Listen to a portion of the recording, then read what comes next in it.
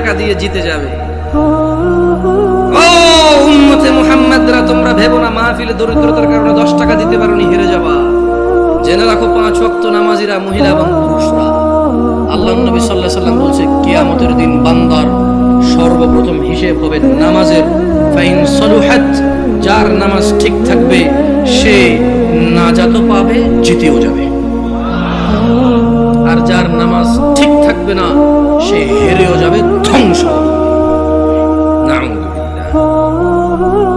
তোমরা কি বুঝতে পেরেছো কোন কয় রাকাত নামাজের কথা বলা হচ্ছে?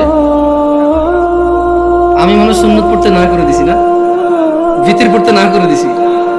ভিতির এমন একটা নামাজ, সাল্লাল্লাহু আলাইহি ওয়াসাল্লাম, তিনি সাল্লাল্লাহু আলাইহি ওয়াসাল্লাম কখনো ভিতির ছাড়তেন না, 1 রাকাতের উপর। এইবার একটা কথা কয়ে দিছি, আপত্তি আছে ভাই, ভিতির 1 রাকাত মানে? দেখুন সিম্পল লজিক, ভিতির মানে বেজড়, ওকে? ভিতির মানে কি? এই বেজড় 1 থেকে শুরু হয় ভাই, বেজড় 3 থেকে কিভাবে শুরু হবে? তবে এখন একটা এই যে মাসলা মাসাইল বলবো না, কত চেষ্টা করছি বলবো না, মুখতে বেরিয়ে গেছে। দেখেন, আপনারা যদি আমাকে কেউ প্রশ্ন করেন জামশেদ ভাই আপনি শুধু আহলে হাদিস মসজিদে কেন যাই জুমা পড়াবো, অথবা শুধু আহলে হাদিস বা সালাফি বা সহিহ আকীদার ওরা দাওয়াত দিলে ওদের এখানে কেন যান, আমি আপনাদেরকে বলে দিতে চাই, আমি ওই প্রত্যেক মসজিদে জুমা পড়াবো। আমি বড় হয়েছি সৌদি আরবে। কোথায়? আমি কোথায় বড় হয়েছি? আমি সৌদি আরবে বড় হয়েছি। ওখানে জুমার খুতবা আমরা 2টা শুনতাম। কয়টা শুনতাম? 2টা শুনতাম। এবং হাদিসেও এটাই পাওয়া যায়, জুমার খুতবা কয়টা? 2টা। এখন এখানে আসার পরে দেখলাম যে 3টা হয়। আমার হিসেবে তো 3টা, বাট আপনাদের হিসেবে 2টা। যেমন আপনাদের এখানে ওরা বলছে যে একটা বয়ান, একটা কি? তো আমি বললাম যে বয়ান তো উর্দু ভাষাটার আরবিতে ট্রান্সলেশন করে অনুবাদ করো। রাগ করিয়ে দেখেন, কথা বোঝার চেষ্টা করুন। আবারও বলতেছি, না বুঝলে অসুবিধা নাই, ভুল বুঝিয়ে। বয়ান হলো উর্দু ভাষা, এটার আরবি গ্রন্থ কি হয়? ধরেন একজন সৌদিরা যদি বলে যে বয়ান, বয়ান বুঝবে?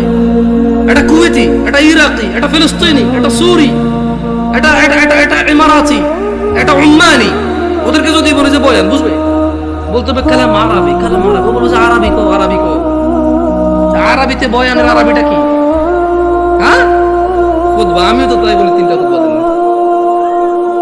মানে আপনি যদি এখন আমারে বুঝান এটা লাউ এটা কদু, জামশেদ ভাই 2টা। আমি বলবো যে না ভাই, এটা লাউ এটা কদু জিনিস একটা। আমি বলবো এটা পেন এটা কলম, এরকম না, এটাই পেন এটাই কলম। বুঝেন নাই? আমি এভাবে মানবো না। আমি হয়তো ইসলাম নিয়ে অনেক গবেষণা করতে পারিনি, হয়তো অনেক সুশিক্ষিত হতে পারি, কিন্তু ভাষা বুঝি। উর্দু ভাষা আমি বুঝি, আরবি ভাষা বুঝি, বাংলা ভাষা বুঝি। হয়তো বাংলা ভাষা ব্যাকরণ তো ভালো বুঝি না, হয়তো অনেক বাংলা লিখতে পারি না আমি এখন, কিন্তু আমি কথা বুঝি ভাই। আপনি যদি বলেন যে এটা কলম এটা পেন, আমি বলবো নো, এটাই কলম এটাই পেন। ইংরেজিতে পেন, বাংলাতে জিনিস কয়টা? ভাষা কয়টা? ভাষা 5টা হইলো, জিনিস কয়টা? আমিও কই বয়ান মানে এটা আরবিতে ট্রান্সলেশন করলে খুব হবে। ভুল বুঝিয়ে না, আবার বলছি শোনেন।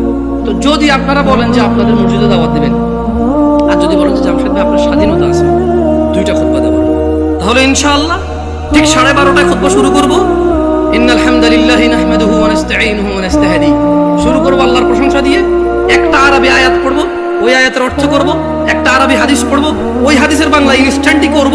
এভাবে আধা ঘন্টা 1 ঘন্টা যা আল্লাহ তৌফিক দিয়ে কথা বলে বসবো, বসে আবার উঠবো, আবার আরবিতে যেটা বলবো ওটার বাংলা অনুবাদ করে খুতবা শেষ করে 2টা খুতবা দিয়ে নামাজ পড়ে সালাম ফিরে। আপনি মনে করেন না যে আমি খালি অমুকে দাওয়াত দিলে যাই আর অমুকে দাওয়াত দিলে যাবো। এখন আমারও তো একটা নিরাপত্তার ব্যাপার আছে না? ধরেন আমি এই গল্পগুলো আসলে চলে আসে। তা আমি যখন প্রথম বাংলাদেশ থেকে সৌদি আরব থেকে আসছি, বিয়ে শাদী করছি, তা আমার শ্বশুর চিটগাংটা কেন্দ্রীয় মসজিদের ইমাম, তিনি আল্লাহ ওনাকে নিয়ে খায়াত দেয়, খুব আদর করে আমাকে। যদিও আমি তোর যোগ্য না, আমার আব্বা আমার দেশে নেই, তো সেই হিসেবে হয়তো আরো বাড়তি আদর করে, কেউ দেশে নেই। এখন উনি আমার বিবাহের 8ম দিনে আমি চিটগাং যাই। যাওয়ার পরে উনি বুঝতে পারছে যে আমি একটু সৌদি আরব থেকে আসছি একটু সিধা সিধা, মানে টানা টানা সিস্টেম নাই, কালাম সিধা খালাস এমসি সিধা সোজা হাঁটো। তো এখন উনি আমার ওয়াইফকে বললো যে আমার তো মসজিদে আসি, লোকজন জিজ্ঞেস করবে জামাই কি করে, বললে ঈশার নামাজটা কি পড়াবে কিনা। মানে এখন ধরেন আমি তখন সৌদি আরব থেকে আসছি, সালাম ফেরানোর পর আমি ইস্তেগফার করতাম, জিকির আজকার করি, মুনাজাত যেটা সবাই মিলে দিয়ে দিই, ইনস্ট্যান্ট শেষ করে সুন্নতে চলে যায়। তো ওখানে অনেকগুলো জিকির আজকার আছে, ওগুলো আমি কন্টিনিউ করি। কেমন মাশাআল্লাহ ভাই মাথা নাড়তেছে, ভাই বুঝতেছে, অনেকগুলো জিকির আজকার আছে। তো উনি এটা ব্যাপারটা বুঝতে পারছেন, তো বুঝতে পারে আমাকে বললো যে এখন ওখানে তো মোনাজাত না দিলে ঝামেলা হবে। আবার বলে আচ্ছা ঠিক আছে, যদিও নামাজ পড়ায় মোনাজাত আমি দিয়ে দেবো, অসুবিধা নেই।